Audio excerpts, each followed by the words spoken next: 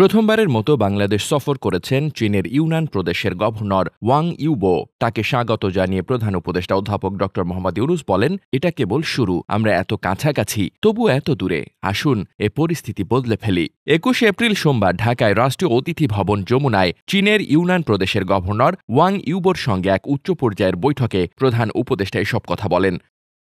ড ইউনুস ওয়াং ইউবোকে বলেন, আমরা আশা করি আপনি আবারও আমাদের দেখতে আসবেন। আমরা ভালো প্রতিবেশী হতে চাই, তবে তার চেয়েও গুরুত্বপূর্ণ খুব ঘনিষ্ঠ প্রতিবেশী হতে চাই। প্রধান উপদেষ্টা তার সাম্প্রতিক চীন সফরের কথা স্মরণ করে বলেন, এটি দুই দেশের সম্পর্কের জন্য একটি গুরুত্বপূর্ণ মাইলফলক। তিনি চীনের উষ্ণ আতিথেয়তার প্রশংসা করেন এবং সম্পর্ক উন্নয়নে উৎসাহব্যঞ্জক মন্তব্যের জন্য প্রেসিডেন্ট শি জিনপিংকে ধন্যবাদ জানান। এছাড়া তিনি চীনের সঙ্গে দ্বিপাক্ষিক সম্পর্ক আরও গভীর করতে বাংলাদেশের অঙ্গীকার পুনর্ব্যক্ত করেন।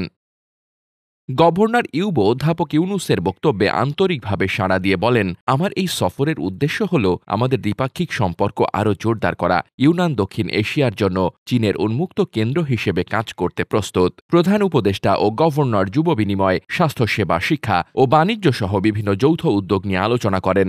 গভর্নর ইউবো জানান, ইউনানে একটি চীনা ব্যাংক ইতোমধ্যে অধ্যাপক ইউনুস প্রবর্তিত ক্ষুদ্র ঋণ ব্যবস্থা গ্রহণ করেছে। তিনি দুদেশের অভিন্ন সামাজিক লক্ষ্যের কথা তুলে ধরে বলেন, চীনে অনেকেই এই পদ্ধতির সুফল পাচ্ছেন। তিনি পেশাগত প্রশিক্ষণ, ডিজিটাল ও ভাষা শিক্ষা খাতে সহযোগিতা বাড়ানো এবং সামুদ্রিক খাবার, আম ও কৃষিপণ্যের মতো খাতে বাণিজ্য সম্প্রসারণের প্রস্তাব দেন।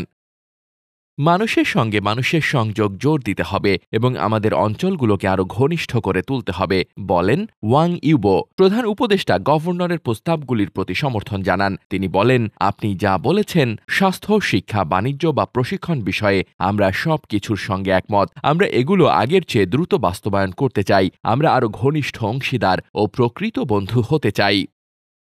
বৈঠকে স্বাস্থ্য সেবাকে মূল অগ্রাধিকার খাত হিসেবে চিহ্নিত করা হয়। বাংলাদেশি রোগীদের জন্য কুনমিংয়ের 4টি হাসপাতাল নির্ধারণ সহ চিকিৎসা পর্যটন সেবা চালুর ক্ষেত্রে চীন সহায়তার হাত বাড়িয়ে দেওয়ায় কৃতজ্ঞতা প্রকাশ করেন প্রধান উপদেষ্টা। তিনি বলেন, এই সহযোগিতা আমাদের অংশীদারিত্বের একটি নতুন অধ্যায়। উভয় পক্ষ শিক্ষা বিনিময় বাড়ানোর গুরুত্ব নিয়েও একমত হন। বর্তমানে প্রায় 400 বাংলাদেশি শিক্ষার্থী চীনে পড়াশোনা করছে এবং অধ্যাপক ইউনুস উল্লেখযোগ্য হারে এই সংখ্যা বাড়ানোর প্রতিশ্রুতি দেন।